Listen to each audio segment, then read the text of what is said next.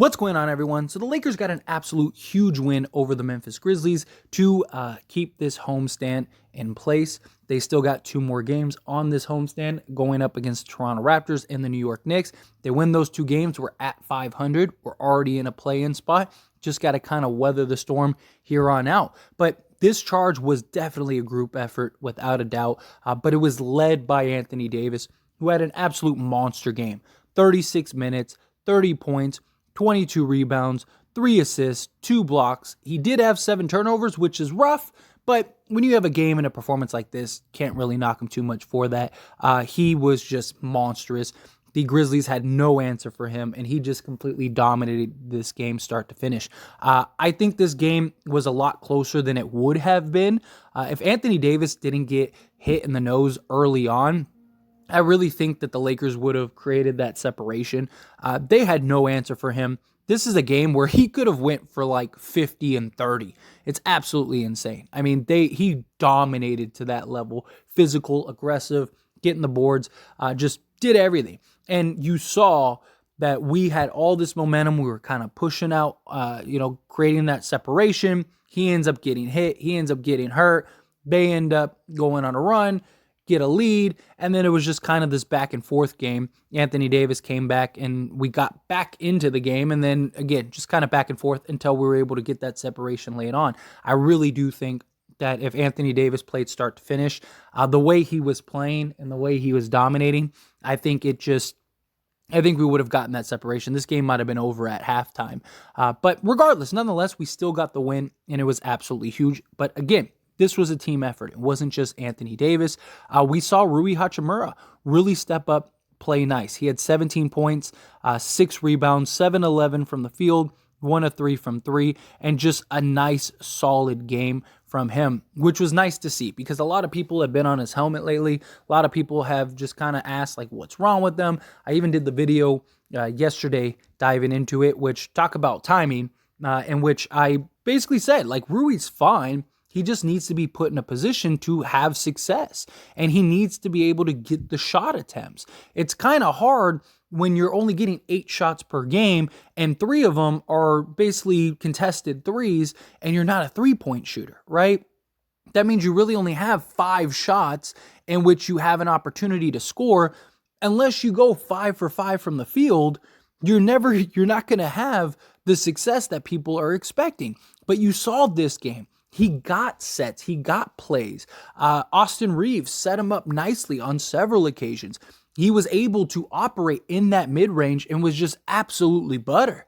Like, the dude was just lights out and just shot the ball so well, hit some big shots, and really helped us out. And I hope that continues. I really do think when D'Lo gets back, I do think Rui will thrive more because, D'Lo thrives and enjoys making those big plays and getting guys involved. You see it. And I could see Rui kind of benefiting from that. I really want to see them run plays for him. I'm not saying you have to run your entire offense through him, but I really do believe as a bench scorer, guy off the bench, you can run your offense through him, from time to time. Give him, again, 11 shots. Nothing major, right? 11 shots isn't something insane. Give him 11, to 12 shots, maybe even 15, but have 12 of them be mid-range. Obviously, if he's wide open, spot up, sure, try to knock it down, take the shot. But he should be, if he's taking 11 shots per game, right? He needs to have, like today, 8 or 9 of them where they're basically the mid-range shots in his spot, in his position. But regardless, I liked what we saw from Rui. I do believe that he could really step up. He's had his role changed several times, right? He was thriving when he first got to the Lakers, but then we got the trade, which is a good thing, right? It added depth, it added more size, it added more player capability. Now he's kind of trying to find his spot, trying to find where does he fit in with this roster, and I do think he'll continue to improve, and they'll figure it out with him. I really do think that he could be a real factor for this Lakers team. But Austin Reaves, not there yet. We'll get there. We'll get to Dennis Schroder. Austin Reaves, though. Austin Reaves with 17 points, 4 rebounds, 7 assists, and a steal. He was just too good, man. This kid is, oh my God, dude, this guy is, he is so impressive. For a second year player, he is super impressive. Like, it's shocking how good he is as a second year player. I mean, you feel like you watch him play and you feel like he's been in the league 10 years. He's just so savvy, so smart. Him and Anthony Davis just have this nice connection. Him and LeBron have a nice connection too. That's the guy you need, that glue guy that just does everything. The Swiss Army knife that can just rebound, assist, play make, put the ball in the hoop, shoot the three ball, be a guy that just really kind of, plays well off of your stars. That's Austin Reaves. Austin Reaves is a guy that is scary to think that he's only going to get better. He's only going to improve.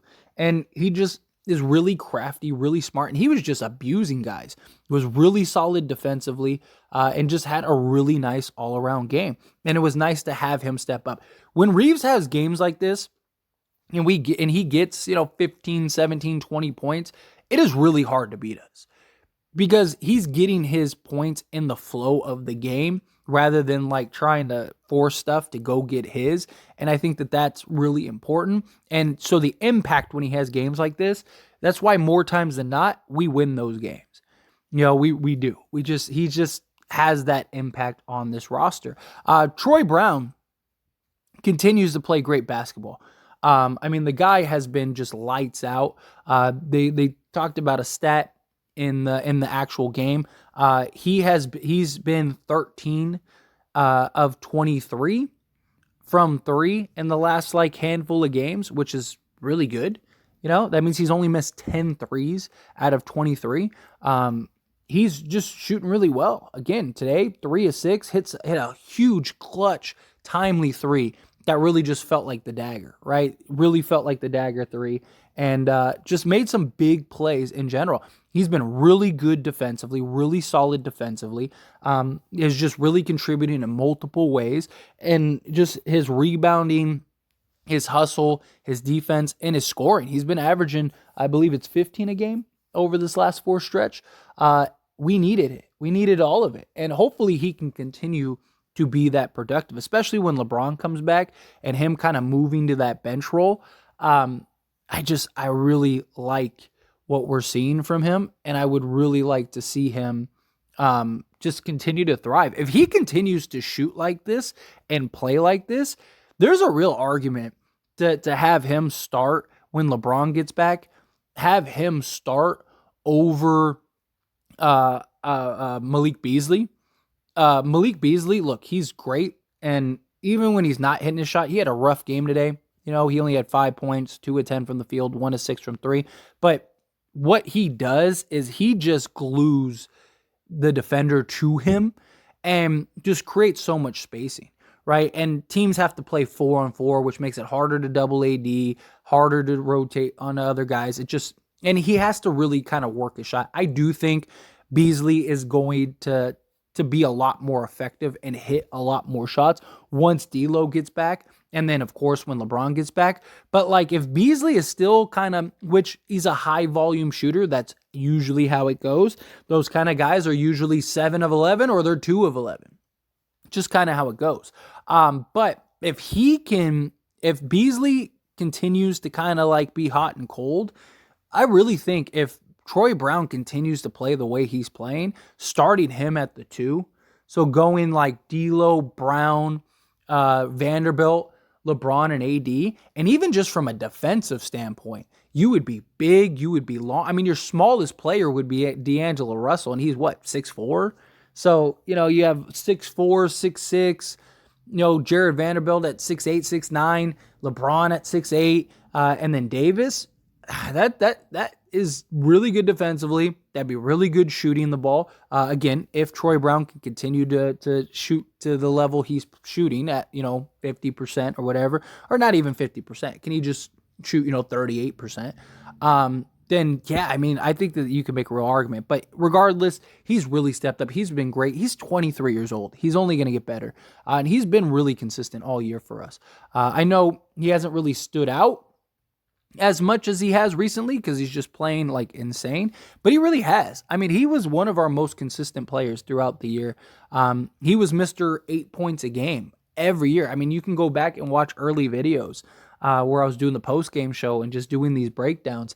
And every time I did one of these, I was like, Troy Brown, another 8 points. Troy Brown, another, 10 points. Like, he just really has been a solid player, especially for the value in which we're getting him for, at a vet minimum deal. But now Schroder. Now is the time to talk Schroder. So Schroder, he picked it up a lot more. Took care of the ball today. Only 2 turnovers. Had a steal.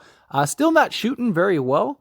Again, things just keep seeming to fall short. I don't know if it is his ankle. I'm just going to keep reiterating that. He's playing through it, but he just seems to not have the lift that he once did, prior to that ankle injury. But regardless, I mean, he still gave us 17 points, 6 rebounds, 9 assists, and had some really just highlight playmaking plays. He really did. He looked good, and I was really impressed with Schroder today. He really stepped up when we needed him. Again, we had 5 guys in double figures, and 3 of them had 17 points. That is huge. If you want to talk about a collective effort, that is a collective effort, right? Every time we win, and this isn't a coincidence, every time we've won a game, multiple guys have been in double figures, right? Guys are sharing the ball. We had 27 assists in this game. We're getting, 25 to 30 assists per game. That's what we need to do. We need to be a team that shares the ball, moves the ball. Multiple guys are chipping in. Multiple guys are getting into double figures. And, you trust your stars to kind of lead us to the promised land. Dennis Schroder has done really well. When D'Lo gets back, him going to the bench, if he can keep this production, that would be huge. Give us some more bench scoring. Give us another guy that can just be a threat off the bench. And again, Schroder, he's just better suited off the bench, in my opinion. I think he's one of the best just bench point guards that are in the league.